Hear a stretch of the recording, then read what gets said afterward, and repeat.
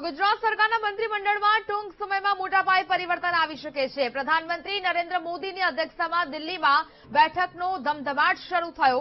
બેઠકમાં નવી સંગઠન રચનાને આખરી ઓપ આપવામાં આવ્યો છે. મંત્રીમંડળના વિસ્તરણ પર મહોર લાગી અને જ્યાં ભાજપના હાઈકમાન્ડ અને પ્રદેશના નેતાઓએ ચર્ચા કરી છે. બેઠકમાં પ્રદેશ પ્રમુખ જગદીશ વિશ્વકર્મા અને સંગઠન મહામંત્રી રત્નાકર પાંડે પણ સામેલ થયા હતા.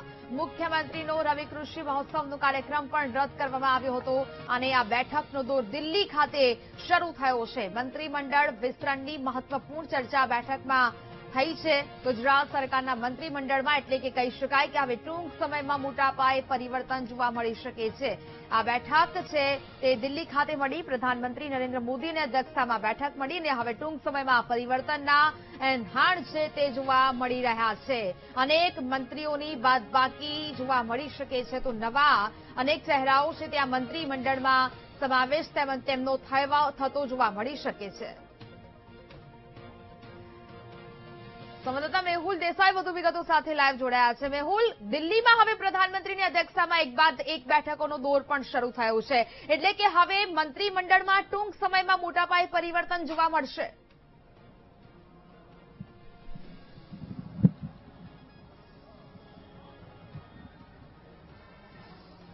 મેહુલ.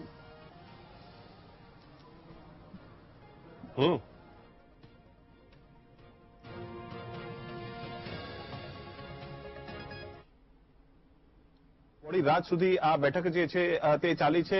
આ બેઠક જે થઈ છે, મુખ્યમંત્રી ભૂપેન્દ્ર પટેલ, કેન્દ્રીય ગૃહમંત્રી અમિત શાહ પણ આ બેઠકની અંદર ઉપસ્થિત હતા. નવા રચાયેલ જે પ્રદેશ અધ્યક્ષ છે જગદીશ વિશ્વકર્મા, તે પણ આ બેઠકની અંદર ઉપસ્થિત હતા. મોડી રાત સુધી એટલે લગભગ 11 વાગ્યા સુધી આ બેઠક જે છે ચાલી હતી અને માનવામાં આવી રહ્યું છે કે 7 વાગ્યાથી શરૂ થયેલી આ બેઠક, લગભગ 6 વાગ્યાથી શરૂ થયેલી આ બેઠક 11 વાગ્યા સુધી ચાલી હતી. એટલે લગભગ 5 કલાક વિસ્તૃત ચર્ચા જે છે તે આ બેઠકની અંદર કરવામાં આવી છે.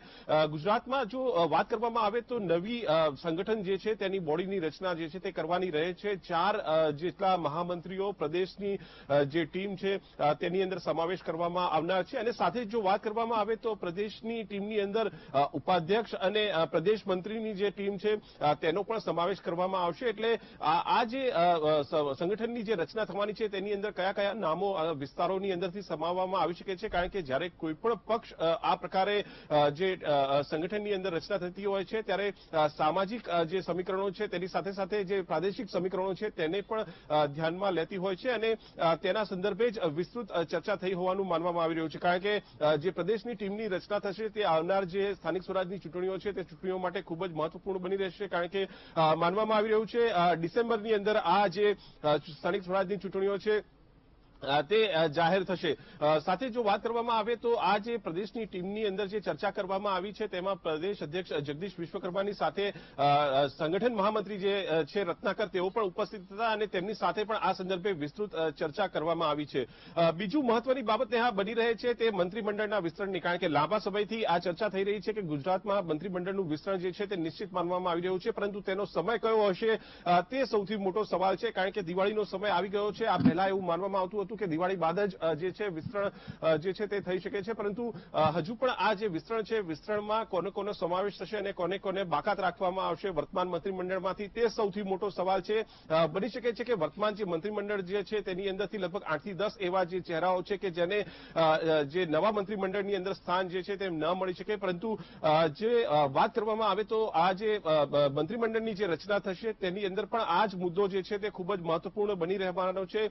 વિસ્તારની દ્રષ્ટિએ સામાજિક સમીકરણો જે છે તેને પણ બેસાડવા ખૂબ જરૂરી છે અને તેની પણ ગઈકાલે જે છે વિસ્તૃત ચર્ચા જે છે દિલ્હી ખાતે થઈ હોવાનું માનવામાં આવી રહ્યું છે. ખાસ જો વાત કરવામાં આવે તો વર્તમાન મંત્રીમંડળની અંદર એવા અનેક ચહેરા છે કે જે વિવાદથી પણ ઘેરાયેલા હોય અથવા જે સામાજિક સમીકરણોમાં નવા જે સંગઠન અને ક્ષેત્રીય જે સમીકરણો છે તેની અંદર બંધ ના બેસતા હોય તો તેવા લોકોને પણ જે છે પડતા મુકાઈ શકે છે અને નવા લોકોને સ્થાન જે છે તે આપવામાં આવી શકે છે. મહત્વનું છે કે જે આ નામોની ચર્ચા અત્યાર સુધી થઈ છે તે નામોની જો વાત કરવામાં આવે તો મંત્રી બચુ ખાબડ જે છે તે ઘણા સમયથી વિવાદમાં રહ્યા છે. તેમના પુત્રોની નરેગા કૌભાંડની અંદર ધરપકડ થઈ છે, ત્યારબાદથી તેઓ જે કેબિનેટ બેઠકની અંદર અનુપસ્થિત રહ્યા છે. સાથે સાથે જો વાત કરવામાં આવે તો જે રાજ્યકક્ષાનું જે મંત્રીમંડળ છે તેની અંદરથી પ્રફુલ પાનસેરિયા, કુંવરજી હળપતિ જેવા જે નામો, ભીખુસિંહ પરમાર જેવા જે નામો છે તેમનો સમાવેશ થાય છે. કારણ કે આ પ્રકારના જે નામો છે તેમને નવા મંત્રીમંડળમાં સ્થાન ન મળે તેવું પણ સંભવ છે. સાથે જો વાત કરવામાં આવે તો કેબિનેટની અંદર જો જે અનેક નામો છે કે જેની અંદર સિનિયર મંત્રીઓનો પણ સમાવેશ થાય છે કે જેમને સ્થાન ન મળી શકે. રાજ્યકક્ષાના જે મંત્રીમંડળ છે તેની અંદર નેહા એક મહત્વની બાબત એ પણ બની રહે છે કે જગદીશ વિશ્વકર્મા જેઓ સહકાર રાજ્યમંત્રી છે તેમને પ્રદેશ અધ્યક્ષ બનાવાયા છે, એટલે જાતે જ આ મંત્રીપદ જે છે તેનો અસ્વીકાર કરશે અને તેમની સ્થાને અન્ય કોઈ વ્યક્તિ જે છે તેનો સમાવેશ થશે. જો વાત કરવામાં આવે કેબિનેટની અંદર તો રાઘવજી પટેલ જે છે તેમને પણ જે છે તે પડતા મુકાઈ શકે છે. સાથે જો વાત કરવામાં આવે તો કનુ દેસાઈ કે જેઓ નાણામંત્રી છે, કારણ કે તેઓએ અગાઉ પણ આ સંદર્ભે કેટલીક બાબતો જે છે તે સંગઠનની સમક્ષ મૂકી હતી કે તેઓ હવે મંત્રીપદમાં રહેવા માંગતા નથી કે ન કે ધારાસભ્યની ચૂંટણી પદ પણ લડવા માંગે છે, પરંતુ 2022ની અંદર તેમને ફરીથી ટિકિટ જે છે તે આપવામાં આવી અને ફરી એકવાર તેમને નાણામંત્રી જે છે તે બનાવાયા છે. એટલે તેઓ જાતે જ આ સંદર્ભે અસ્વીકાર કરી શકે તેવું પણ બની શકે છે. સાથે જો વાત કરવામાં આવે તો કેબિનેટની અંદરથી જે ભાનુબેન બાબરિયા છે કે સામાજિક ન્યાય અને અધિકારિતા મંત્રી છે અને એકમાત્ર મહિલા મંત્રી છે વર્તમાન મંત્રીમંડળના, તેમને પણ પડતા મુકાઈ શકે છે અને તેમના સ્થાને તેમના જે ક્ષેત્રીય રાજકારણની અંદર ખૂબ જ મહત્વનું કહી શકાય તેવા અલગ અલગ જે નામો છે તેમનો પણ સમાવેશ થઈ શકે છે. જો દક્ષિણ ગુજરાતમાંથી વાત કરવામાં આવે તો નરેશ પટેલ, સંદીપ દેસાઈ જેવા અનેક નામો છે કે જેમની ચર્ચા થઈ છે. મધ્ય ગુજરાતમાંથી એવા અનેક નામો છે જેમાં ભૂતકાળમાં જે મંત્રી રહી ચૂક્યા છે અર્જુનસિંહ ચૌહાણ સહિતના જે નામો છે તેમની ચર્ચા થઈ છે. સૌરાષ્ટ્રની જ્યાં સુધી વાત કરવામાં આવે તો સૌરાષ્ટ્રની અંદર પણ અનેક એવા પાટીદાર નેતાઓ છે કે જેમને વર્તમાન મંત્રીમંડળની અંદર સ્થાન મળી શકે છે, જેમાં જીતુ વાઘાણી જે પૂર્વ શિક્ષણ મંત્રી છે અને પૂર્વ પ્રદેશ અધ્યક્ષ રહી ચૂક્યા છે તેમને સ્થાન મળી શકે છે. અને સાથે જો વાત કરવામાં આવે તો જયેશ રાદડિયા, કારણ કે જયેશ રાદડિયા બિલકુલ આપને અટકાવવા માંગીશ. એક મહત્વપૂર્ણ સમાચાર મળી રહ્યા છે. 16 ઓક્ટોબરે નવા મંત્રીઓનો શપથ સમારોહ યોજાઈ શકે છે. ગુરુવારે નવા મંત્રીમંડળની પ્રથમ કેબિનેટ બેઠક મળી શકે છે. આવતીકાલે જ મંત્રીમંડળના વિસ્તરણની જાહેરાત થવાની સંભાવનાઓ જોવા મળી રહી છે. મંત્રીમંડળ વિસ્તરણને લઈને હવે આ મહત્વપૂર્ણ સમાચાર. 16 ઓક્ટોબરે નવા મંત્રીઓની શપથ સમારોહ યોજાઈ શકે. આ મહત્વપૂર્ણ બેઠક જે દિલ્હી ખાતે મળી પ્રધાનમંત્રી નરેન્દ્ર મોદીની અધ્યક્ષતામાં, હવે તેને જ લઈને અનેક તર્ક વિતર્કો છે તે જોવા મળી રહ્યા છે.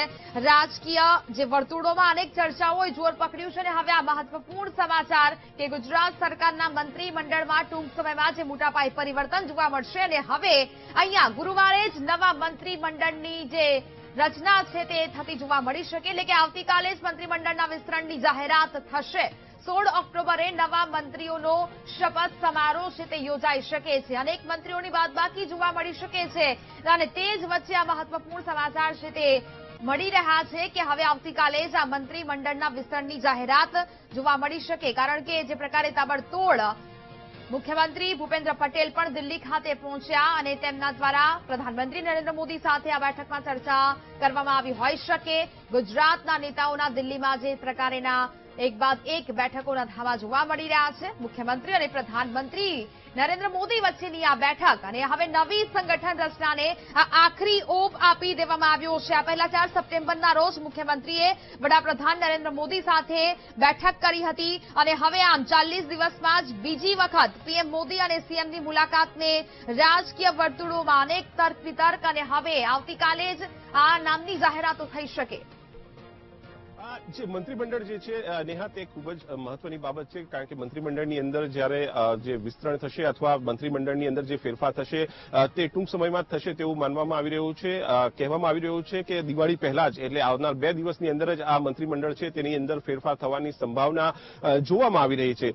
ખાસ તો વાત કરવામાં આવે તો આ મંત્રીમંડળ જે છે તેની અંદર જે ફેરફાર થશે તેની અંદર અનેક એવા નામો છે કે જેને પડતા મુકાઈ શકે છે અને ખાસ જે પડતા મુકાયેલા નામો છે તેની સાથે સાથે નવા જે નામો નામો છે તેનો પણ સમાવેશ કરવામાં આવી શકે છે.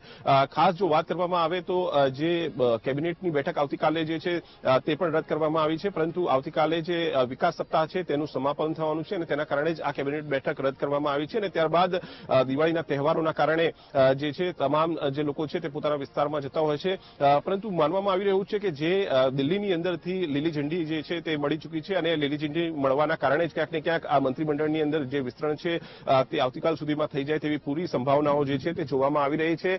ખાસ 8 થી 10 એવા નામો છે કે જે વર્તમાન મંત્રીમંડળ છે તેમાંથી તેમને પડતા મૂકવામાં આવી શકે છે. આ જે નામોમાં જોઈએ તો રાજ્યકક્ષાના જે મંત્રીઓ છે તેની અંદર બચુ ખાબડ કે જેઓ લાંબા સમયથી મનરેગા કૌભાંડની અંદર તેમના પુત્રોની ધરપકડ થવાના કારણે જે સક્રિય રાજનીતિ છે તેનાથી દૂર રહ્યા છે. જે સ્થાનિક જે કાર્યક્રમો છે તે કાર્યક્રમો સિવાય જે સરકારી તમામ કાર્યક્રમોમાંથી તેમને દૂર રાખવામાં આવ્યા છે.